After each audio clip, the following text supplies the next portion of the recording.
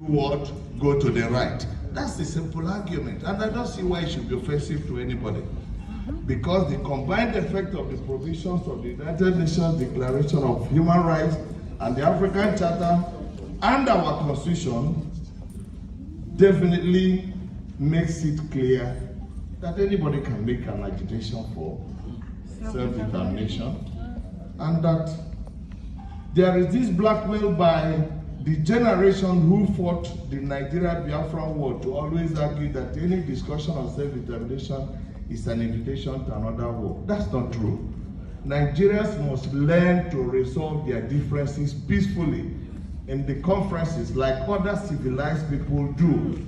There is nothing stopping Gowon and Ojukwu from more peace talks than the resort to war.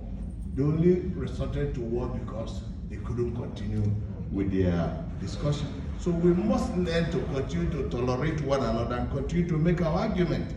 National conferences are certainly cheaper than wars and must be the part of Nigeria's democratic culture moving forward. Therefore, to resort to violence is often an attribute of the party with the weaker case. Stop thinking that because you don't have an argument to continue to tackle the man who is making an argument for secession, then you refer to him as a dot in a circle. 40 million people cannot be a dot in a circle. That is the of the definition of those countries of the world. No matter our pretenses, the peoples of northern and the southern Nigeria are having difficulty coexisting. The challenge in coexistence of our people include, but not limited to, the fact that we are victims of the two Abrahamic religions, Islam and Christianity. Somehow, those two religions have a problem with themselves. Islam, just like Christianity, always have this bogus idea that one day they will overrun each other. That day will not come. There will never be a day when everybody will become a Muslim. There will also never be a day when everybody will become a Christian. All this attitude and arrogance on the part of Christians and Muslims to think they can convert everyone to their sides and start feeling good about it is not possible. It's not a reality. Any day you wake up and you have a situation where each one has overrun the other, what you have is peace of the graveyard. Yes. That is the truth of the matter. And I will advise that we shouldn't continue thinking in that direction. Not that one is making a postulation in the direction that we should not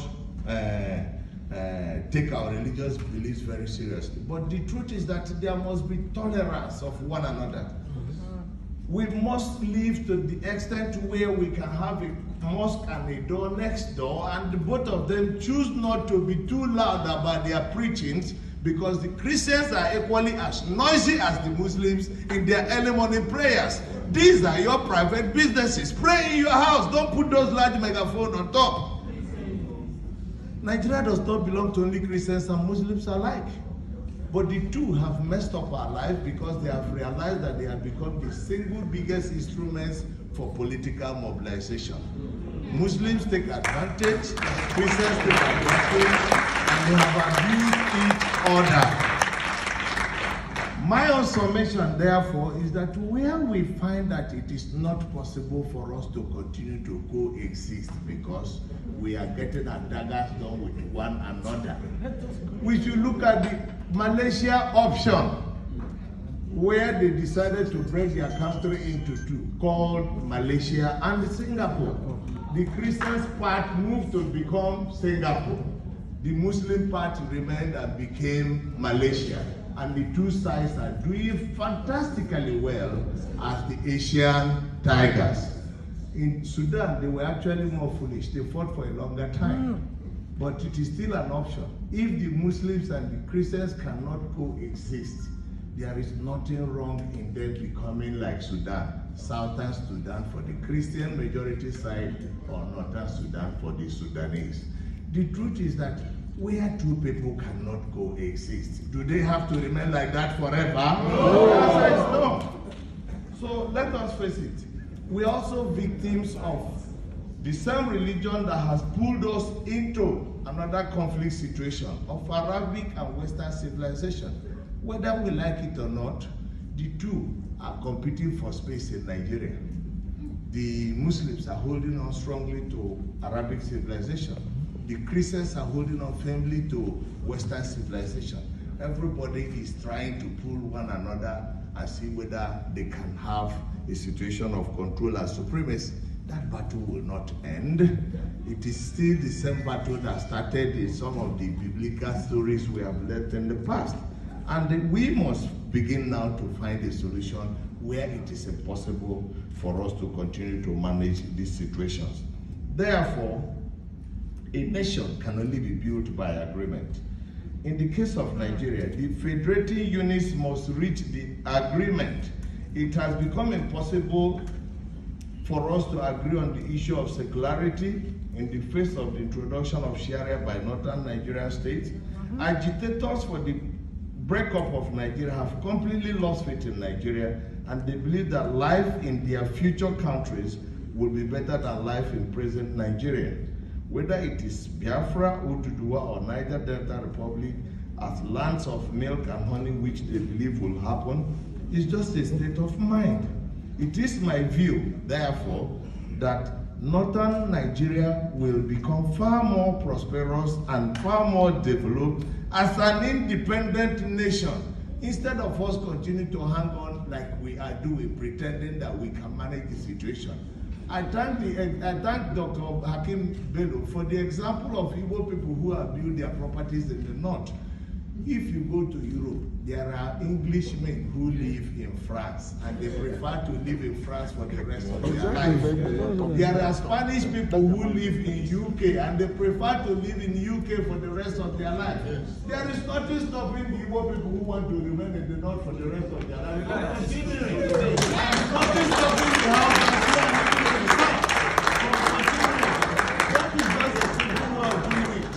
But if we continue to pretend that we can manage this, these people are manipulating us effectively, and they have an advantage. They hide under religion to rig your elections. They hide under ethnicity to rig your elections. I agree with the postulation of Dr. Hakim Baba Ahmed, but it is still at the level of academics. You can't get power from PDP and the APCs. How much money do you have to conduct the election? That's in the beginning. When it was appropriate time for people to vote whether election results will be transmitted electronically, which is one of the guarantees for free and fair election, most of your constituents who were representing you went to urinate. So many went to toilets before they came. It was all over because they know they have seen that or assumed that they will be beneficiaries. But just wait until they lose that election. They will now come on this side and start complaining. Sir, if it were possible, I have spent the greater part of my life fighting as a young man for a better Nigeria. I was a Marxist-Leninist student in my university days. But I have gotten now growing to 60, and nothing that I see makes me feel that I might not end up like Pandema and Johnson. Fighting for a better Nigeria. I don't want to spend 70 years of my life fighting for a better Nigeria. I want to see the better Nigeria so that I know what I'm handing over to my children. If it is not possible for us to save Nigeria, then let us break up Nigeria peacefully and without any fight with one another. Please hear me out. Please hear me out. I have a daughter who was 20 last year. She graduated as a lawyer at the age of 20. Having listened to me on too many things, she decided to fly into Lagos. Why are you in Lagos? Say, Daddy, don't disturb. We're organizing the NSAS. NSAS? You don't have any experience. He said, we don't need you people's advice. Okay, the dad was an activist. Let's give him a chance. Let's give her a chance. Before you know it, they ended up at Lekki Toll Gate. I called after the Lekki Toll Gate. Daughter, how far? Say, Daddy, we are disappointed with all of you. So finally, sir, because I have seen that I've been called to order, I am surprised to find that Mr. President is talking about land reserves. I don't know which legal advisor advises. The Land Use Act is superior to whatever you have had in the past because it's part of the Constitution. Every land in any state now belongs to the governor. Mr. President, you can't give out any. Autumn has a right to decide who gets any land however he wants. And if he says he won't give anyone for ranching, sir, so be it. And there's nothing anybody can do about it. Besides, cattle rearing is a private business. Like vulcanizer, like carpenter, like tailoring, and it must be treated as such. I think, therefore, that we must be very tolerant of each other and we must respect each other's right to disagree, including this right of self-determination. And our leaders must learn to go back and apologize for things they have done in the past that remain offensive to the people. And this is where I'll conclude. Gowon must apologize for the 20 pounds economic strangulation policy of his government against the people of Biafra at the end of the Civil War. Buhari must apologize for the military coup of 31st December 1983. In fact, that coup of 1983 was an act of treason, which is still punishable because a criminal offense is punishable at all times. So it is not proper that somebody who has already committed treason before all Nigerians by overthrowing a popularly elected, a democratically elected government is turning around to go and harass Nnamdi Kanu and the Igbo and is trying to charge them for treason. So you abduct him from Kenya, you want to try him for treason when you committed your own here in Abuja, in Lagos. So the truth is that we must have to deal with this. Babangida must apologize for the cancellation of the June 12 presidential election. Shoneko must stop parading himself as an ex-head of interim national government because a court of competent jurisdiction has declared his government as illegal, null, void, and of no effect since, and the man still attends Council of State meetings.